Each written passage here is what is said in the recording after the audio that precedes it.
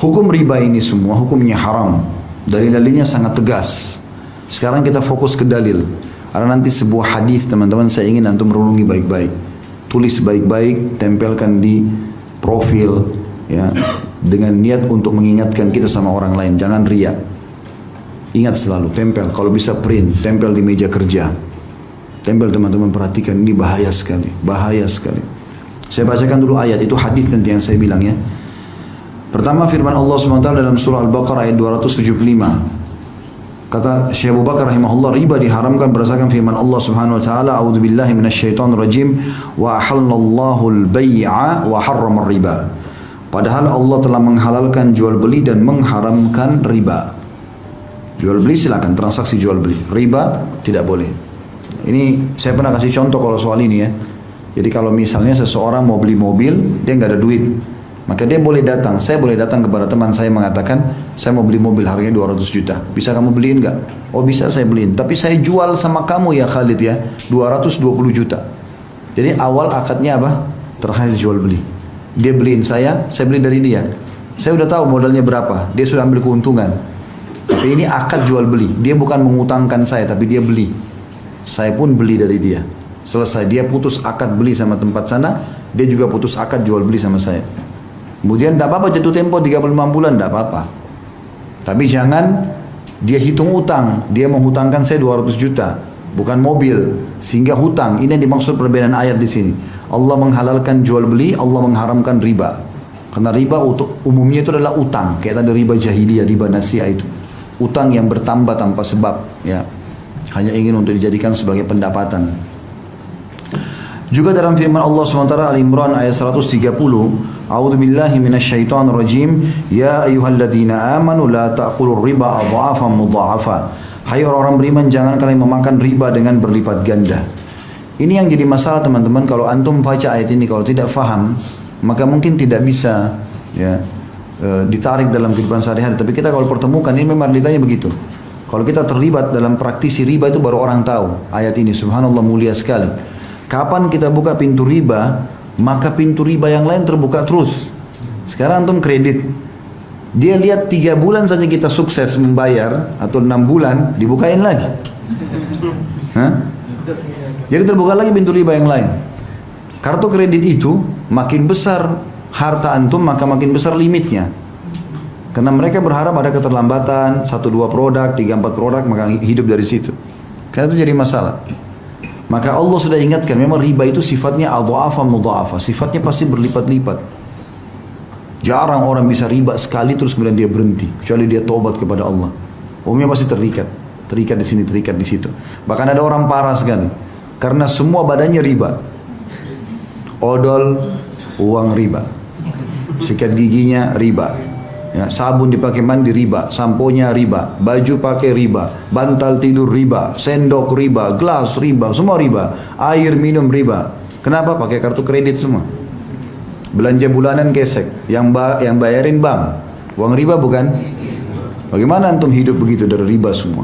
Susu anak riba, celana dalam riba, haram semua. Gimana caranya nggak sadar ini? Maka ini poin, tangkap dulu contoh ini ya. Saya akan hubungkan dengan hadis yang saya bilang tadi, supaya betul-betul harus kapok ini, berhenti, nggak boleh tidak. Dan jangan takut berhenti teman-teman sekalian, karena bahaya sekali, ancamannya berat. Ya, maka dia akan terus berlipat-lipat itu. Seperti kasus kita bilang, enggak, saya tidak kena bunga kok, misalnya tadi kayak riba nasiah. Tapi kalau antum telat jam 12 malam lewat 1 menit saja, udah kena. Oh kan bunganya cuma 50 ribu. Bukan masalah 50 ribunya, kena hukum ribanya. Riba itu mau 1 rupiah ke atau 10 ribu rupiah, sama saja. Dia intinya kena riba. Itulah.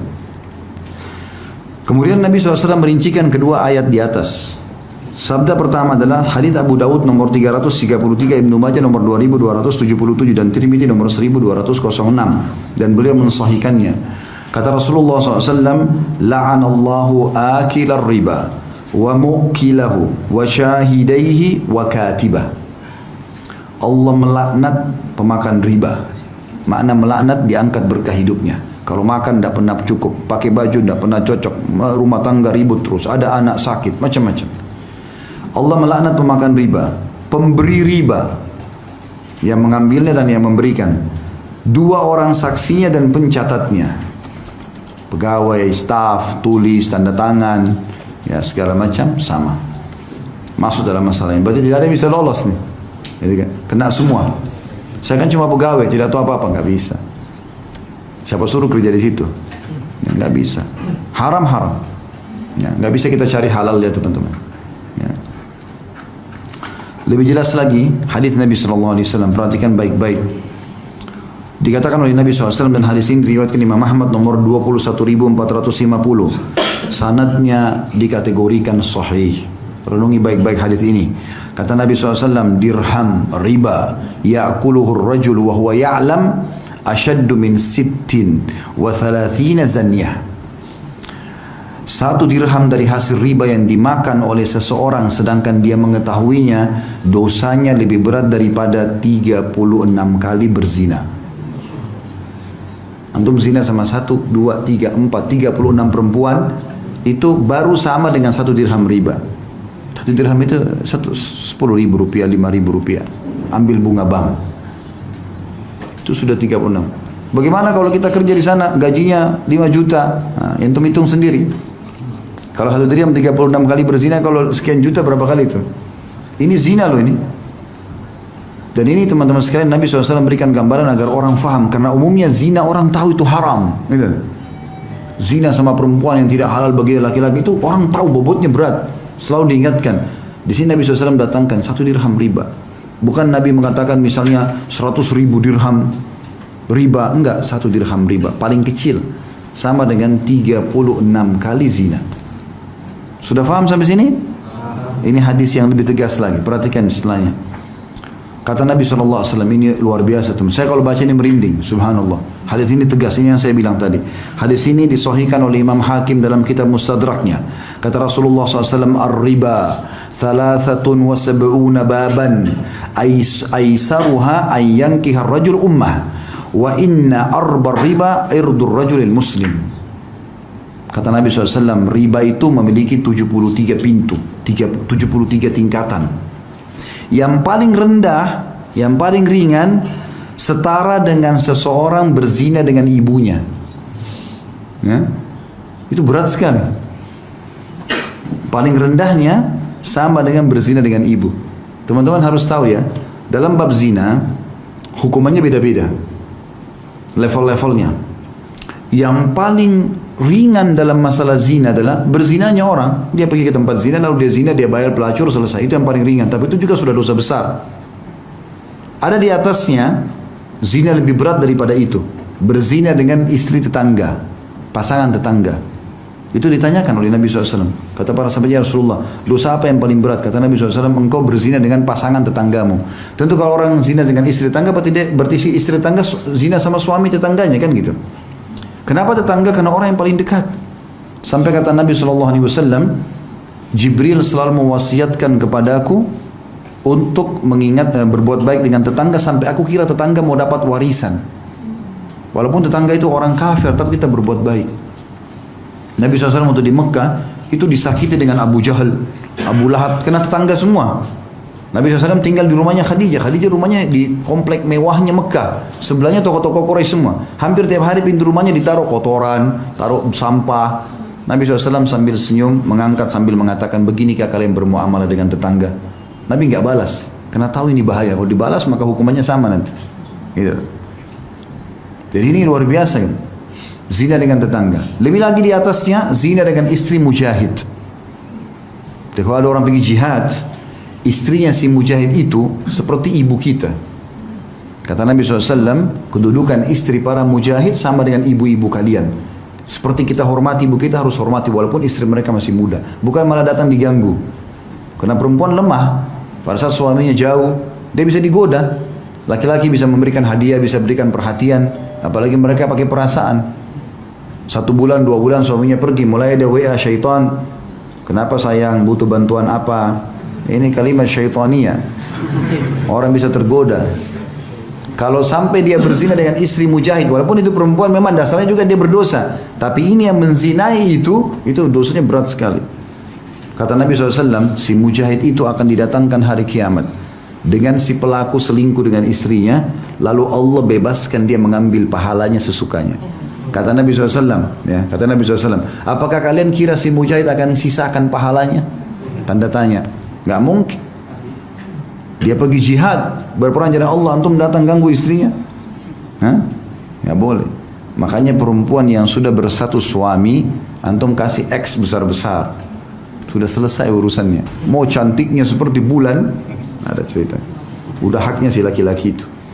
Karena tidak ada poliandri dalam Islam. Nggak mungkin lagi perempuan punya dua suami. Haram. Ya. Antum minta kepada Allah diberikan istri yang baik. Kalau sudah jadi istri orang, selesai urusannya. Jangan pernah sentuh wilayah itu. Karena ada orang punya penyakit itu. Pernah ada orang tanya saya di pengajian, Ustaz, saya punya masalah dalam ini zina karena saya suka ganggu istri orang. Karena dia berpikir kalau orang sudah menikah, mudah kalau dia berzina pun tidak ketahuan karena sudah ada suaminya. Beda kalau masih gadis nanti hamil di luar nikah. Makanya dikasih posisi dalam zina tinggi. Yang lebih tinggi lagi daripada istri mujahid adalah berzina dengan mahram. Anak sama ibu, anak sama ayah, ya, saudara sama saudarinya. Ini paling tinggi. Sampai kalau zina sama mahram ini, kan hukum zina itu teman-teman kalau dia berzina kepergok sebelum nikah, dia tidak menikah, masih bujang atau gadis, hukumnya dicambuk 100 jerah dan diasingkan 1 tahun. Tapi kalau sudah nikah dia apa? Dirajam, gitu kan. Tapi khusus yang zina sama mahramnya, mau sudah nikah atau belum nikah, rajam langsung, hukuman mati. Karena bahaya kalau lahir, kalau hamil pun ini bahaya, anak ini statusnya gimana? Masuk dalam mahram, hati-hati, mantan pasangan orang tua. Ya, misal seorang duda punya 3 anak laki-laki.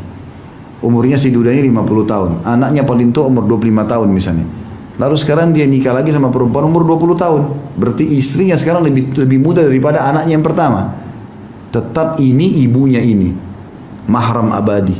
Kalau ayahnya sudah menikah, ini ibunya. Seperti ibu dia, mustahil. Nggak ada apa-apa, nggak boleh apa-apa. Sampai pernah di zaman Nabi SAW ada orang menikahi mantan istri ayahnya. Oleh Nabi SAW diutus seorang sahabat, disuruh hukum. Ya. Disuruh hukum, kemudian diambil hartanya sebagai harta rampasan perang, sebetulnya rampasan perang. Itu bahaya sekali, nggak boleh gitu kan. Jadi mantan pasangan orang tua juga masuk di sini. Sama juga dengan tidak ada namanya mantan mertua, tidak ada mantan anak mantu. Kalau sudah dinikahi oleh anak kita berarti mahram kita abadi walaupun anak kita cerai dengan pasangannya. Ini harus diketahui. Ini tingkat tertinggi dalam masalah zina, yaitu zina dengan siapa? Mahram. Bayangkan di sini riba. Kembali ke bahasan kita. Riba 73 tingkatan. Yang paling rendah orang berzina sama ibunya. Jadi terendahnya riba sama tertingginya zina. Selain 36 berzina tadi, ini sama dengan zina sama ibu sendiri. Nabi kasih contoh kalimat itu. Seperti seseorang menikahi ibunya sendiri. Dan pintu yang paling berat, ini hati-hati teman-teman. Pintu yang paling berat dalam masalah riba itu selevel setara dengan menodai kehormatan seorang muslim. Faham gak ini? Saya ulangi ya. Tertinggi dari zina adalah zina dengan mahram. Terendahnya riba sama dengan ini. Berarti riba ini berat sekali karena dia sama dengan hukumnya orang zina yang paling tinggi kan gitu. Tapi subhanallah ada yang lebih harus kita hati-hati. Tertingginya riba itu dosanya selevel dengan mencoreng kehormatan seorang muslim. Antum gosip, ngambil hartanya muslim, ya, apalah sakiti hatinya, itu sama dengan riba level ke-73. Ini hati-hati. Jangan antum buat masalah sama orang. Jangan sentuh hartanya orang, jangan hina orang, jangan caci maki, jangan buat musuh. Apalagi muslim, bahaya sekali. Bisa ditangkap nggak bahayanya nih? Ya, mencoreng kehormatan seorang muslim, merusak namanya, menggibah dia, memfitnah dia, segala macam, membongkar-bongkar aibnya. Ini selevel dengan dosa tertingginya riba. Ini naudzubillah minasyaitonir rajim. Harus hati-hati.